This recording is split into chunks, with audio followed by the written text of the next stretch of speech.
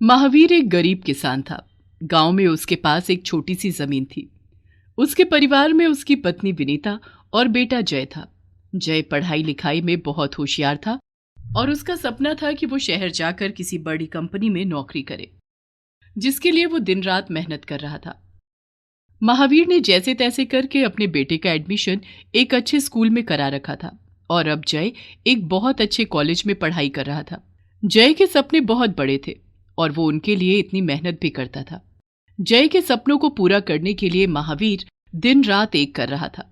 एक दिन बाबा, क्या हम कंप्यूटर नहीं खरीद सकते हैं? आजकल कॉलेज में इतना काम मिलता है, उसमें से ज्यादातर तो कंप्यूटर से निकालना पड़ता है। मैं इतनी दूर जब तक वहां पहुंचता और काम करके आता हूँ, बाकी और सब्जेक्ट्स के काम रह जाते हैं। बेटा, कंप्यूटर तो बहुत महंगी चीज है। जय बेटा, तू तो जानता ही है तेरे पिताजी तुझे कितने महंगे कॉलेज में पढ़ा रहे हैं। उसके बाद फिर कंप्यूटर लेना तो बेटा बहुत मुश्किल हो जाएगा। मानती हूँ थोड़ी मेहनत ज़्यादा लगती है, लेकिन कोई बात नहीं बेटा। देख लेना, एक दिन तुम्हारी मेहनत ज़रूर रंग लाएगी।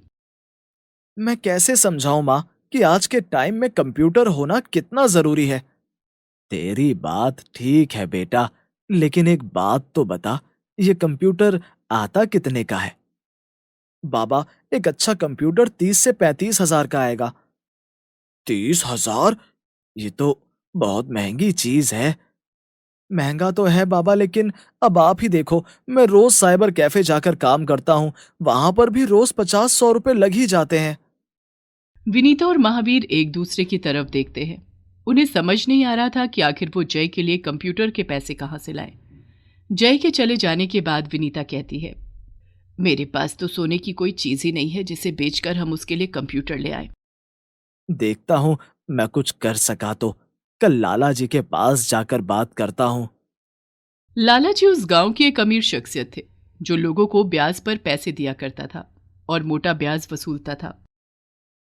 लाला जी, 35 हजार तक की जरूरत है, कितने ब्याज पर दे दोगे?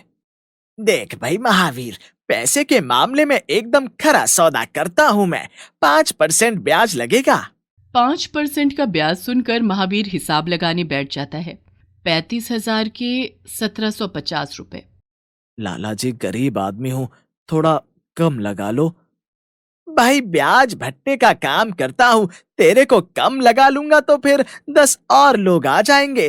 किस किस को कम लगाता फिरूंगा? चाहिए तो बता, गले से पैसे निकालूं। महावीर के सामने जय का चेहरा आ जाता है। इकलौता बेटा है, अगर पैसे लगा भी दिए तो क्या चला जाएगा। जब कमाने लगेगा तो सबका पैसा चुका देगा। महावीर लाला से 35,000 रुपए ले लेता है और घर आकर, जय, जय बेटा, इधर आ। ये ले 35 हजार, और जो तेरे को ठीक लगे वो कंप्यूटर खरीद ला। बस बेटा, दिल लगाकर पढ़ाई कर। सच में बाबा?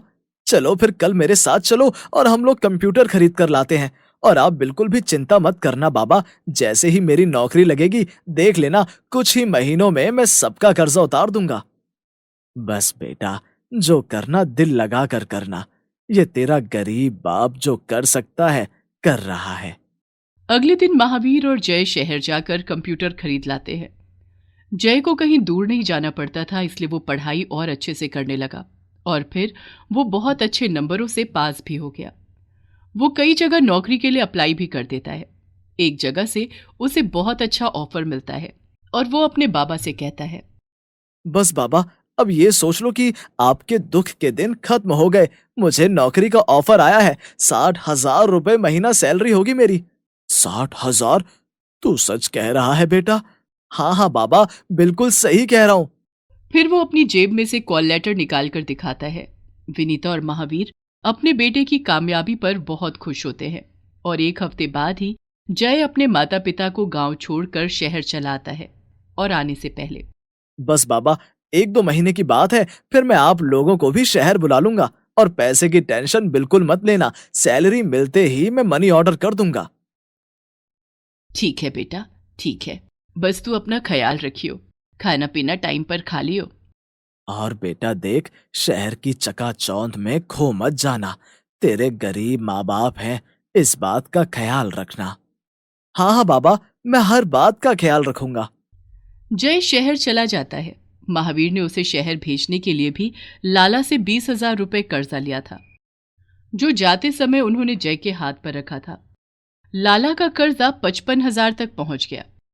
महावीर अपने खेतों में काम करके जो भी घर लाता था, उसमें से लाला का ब्याज पहले निकालता था। अब चिंता करने की जरूरत नहीं है, हमारा जय शहर चला गया है।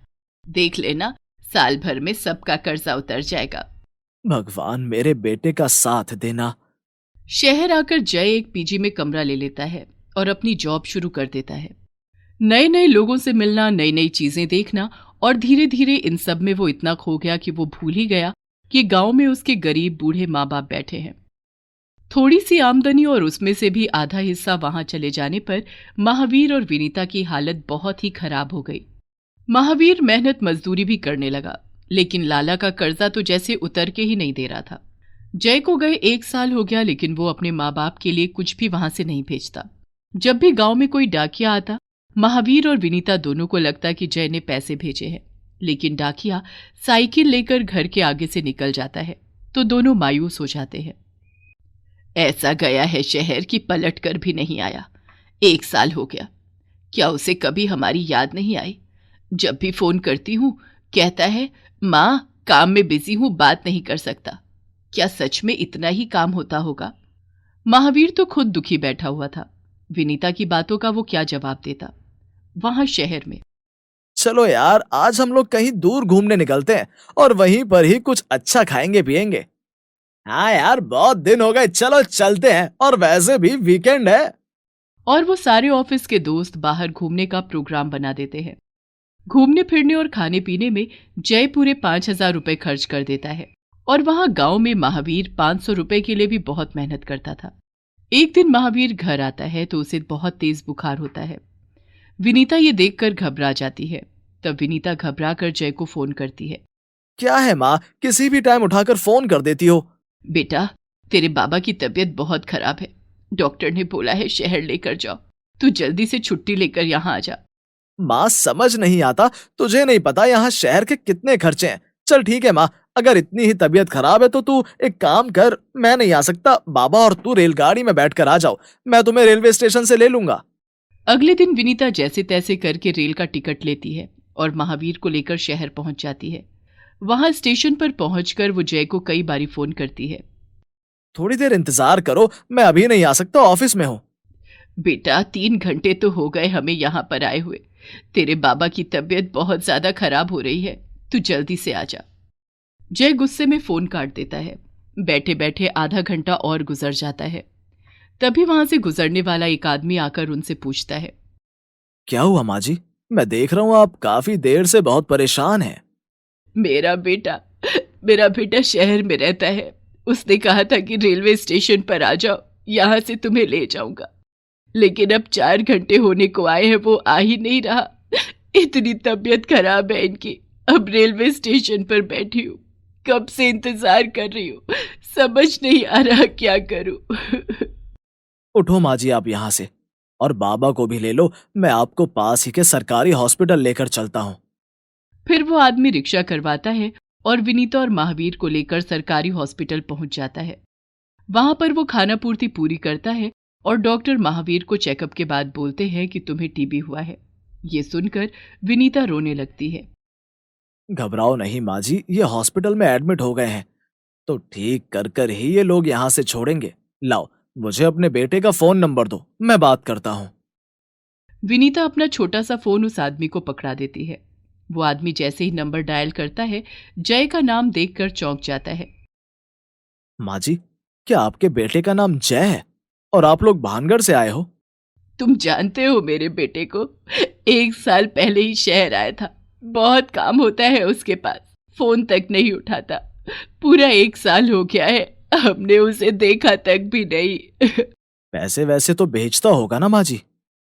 कहा बेटा, जब गांव से चला था तो कह रहा था कि 3-4 महीने में ही सारा कर्जा उतरवा दूंगा।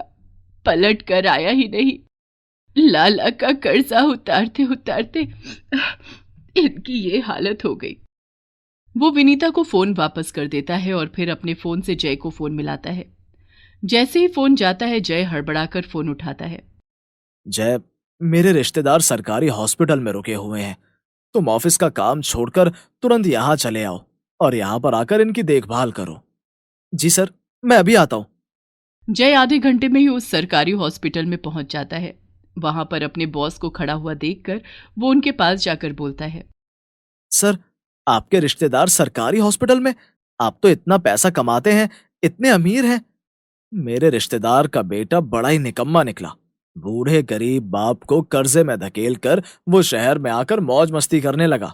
ये तो बहुत गलत बात है। कोई भला अपने बूढ़े माँ बाप के साथ ऐसा कैसे कर सकता है? और अगर तुम्हारे माँ बाप के साथ ऐसा होता तो? नहीं नहीं सर, मैं अपने माँ बाप को इस तरह बेसहारा नहीं छोड़ता। तभी पीछे से विनीता साड़ी के पल्ले से हाथ पोंछते हुए वहां आती है और जय को देखकर, जय बेटा तू आ गया। जय हक्का बक्का अपनी माँ को देख रहा था और कभी अपने बॉस को। कितने शर्म की बात है, जिस बाप ने तुम्हें यहां तक लाने के लिए अपनी चमड़ी और दमड़ी दोनों लगा दी, तुमने उन्हें बेसहारा छोड़ दिया और यहां मेरे सामने खड़े होकर बड़ी बड़ी बातें कर रहे हो। विनीता जय के गले लगकर रोने लगती है और जय को भी अपनी गलती का एहसास होता है। वो अपने माता पिता से माफी मांगता है और अपने बॉस से भी। वो अपने पिताजी का अच्छे हॉस्पिटल में इलाज करवाता है और उसके बाद उन्हें शहर में ही अपने पास रखकर उनकी सेवा करता है।